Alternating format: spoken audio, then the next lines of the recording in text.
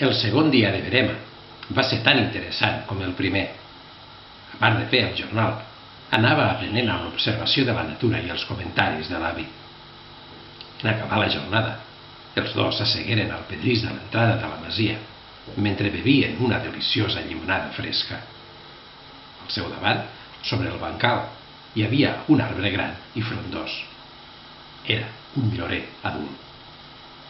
L'avi i en Martí se'l miraven el llorer. Transmetia pau i assossec.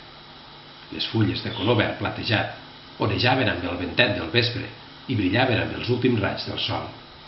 Era digne de veure aquella meravella que duraria pocs minuts, temps que el sol es pongués. L'endemà en Martí es va llevar abans que sonés el despertador. L'àvia li havia preparat un parell d'ous ferrats amb cansalada i unes torrades amb all i xocolata. «Amb això ja pots anar a cagar al riu», li va dir orgullós l'avi, que s'havia assegut al seu davant mentre engolia les energètiques menges. De fet, eren els dos avis els que s'havien instal·lat al seu davant, observant-lo atentament mentre esmorzava. En Martí se sentia una mica incòmode i es limità a continuar menjant amb la mirada clavada al plat.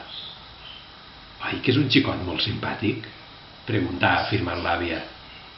«És com qualsevol jove. La joventut és un tresor, no és una virtut», exclamà l'avi, donant per finalitzat l'espectacle.